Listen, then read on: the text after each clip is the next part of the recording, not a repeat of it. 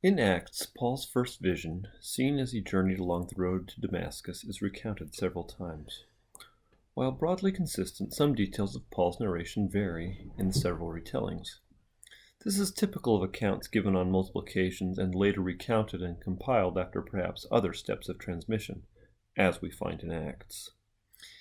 Indeed, these circumstances are not entirely unlike the situation faced by Latter-day Saints, in which Joseph Smith related his first vision on multiple occasions, approaching it with varying perspectives and maturity that reflected both his initial encounter with the Lord and how his understanding of that experience's significance had changed in the process of beginning to do the work the Lord had appointed to him. I am going to focus on the vision itself, that is, Paul's first vision, and his description of it rather than the material leading up to it or the material coming after. But by way of context, Paul is on his way to Damascus to harass and imprison Christians, having received authority to do so from the chief priests. I'm also not going to cover Ananias' ministry to Paul in this video, though it comes immediately after in the narration. So reading first Acts 9, 3-9, Paul's story is told in third person by the author of Acts. And as he journeyed, he came near Damascus, and suddenly there shined round about him a light from heaven. And he fell to the earth, and heard a voice saying unto him, Saul, Saul, why persecutest thou me? I note here that falling to the earth is frequently reported when someone encounters a divine being. Jeff Lindsay shares some good insights on this point in his interpreter articles on the significance of the phrase, arise from the dust. Continuing on, and he said, Who art thou, Lord? And the Lord said, I am Jesus whom thou persecutest. It is hard for thee to kick against the pricks. So what does he mean by that? When an ox kicks the stick being used to prod it, it risks impaling and injuring itself.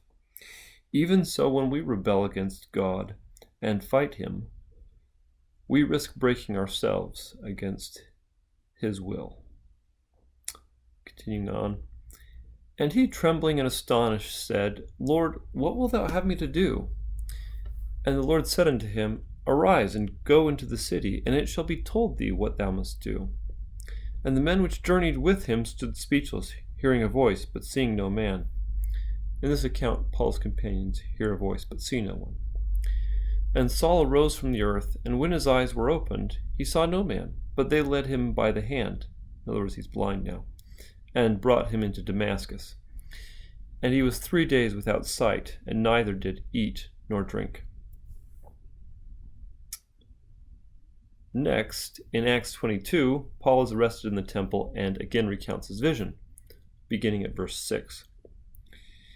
And it came to pass that as I made my journey and was come nigh unto Damascus about noon, so this is in first person, suddenly there shone from heaven a great light round about me. And I fell unto the ground, and heard a voice saying unto me, Saul, Saul, why persecutest thou me? And I answered, Who art thou, Lord? And he said unto me, I am Jesus of Nazareth, whom thou persecutest. This account appears to be the shortest on dialogue within the actual vision. Continuing on, and they that were with me saw indeed the light, and were afraid, but they heard not the voice of him that spake to me. So in this account, they don't hear the voice. And I said, What shall I do, Lord?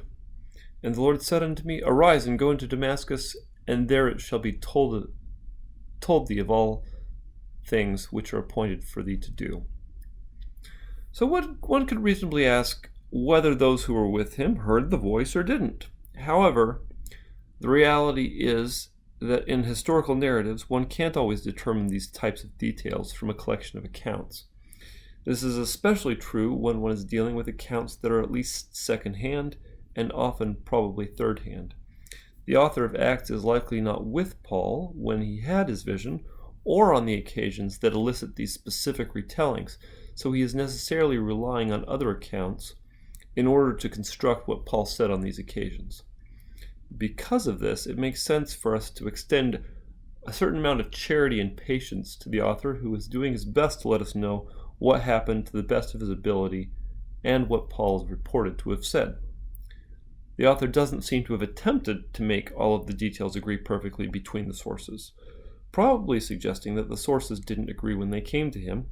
So in this sense, the author is actually showing himself to be reliable by not flattening the accounts into agreement. Finally, in Acts 26, starting at verse 12. Whereupon, as I went to Damascus... this is when he's making his defense before King Agrippa. Whereupon, as I went to Damascus with authority and commission from the chief priests, at midday, O king, I saw in the way a light from heaven, above the brightness of the sun, shining round about me, and them which journeyed with me. And when we were all fallen to the earth, I heard a voice speaking unto me, and saying in the Hebrew tongue, Saul, Saul, why persecutest thou me? It is hard for thee to kick against the pricks. And I said, Who art thou, Lord? And he said, I am Jesus, whom thou persecutest. But rise and stand upon thy feet, for I have appeared unto thee for this purpose, to make thee a minister and a witness both of these things which thou hast seen, and of those things in the which I will appear unto thee. So here Paul is actually promised subsequent appearances.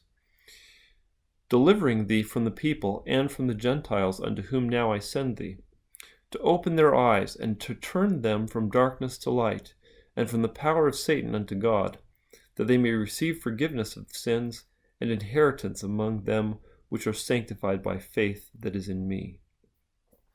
So here Paul includes a lengthier description of what the Lord told him. The themes of blindness and sight will of course be strengthened because Paul is struck blind for a time, but will receive his sight from Ananias, or from the Lord through Ananias' ministration. Similarly, the gospel which he will minister and bring to the Gentiles will bring them out of darkness into light. Taken together, these accounts help bring light to our understanding of what Paul experienced when the Lord initially called him, turning him out of his ruinous course toward the covenant path.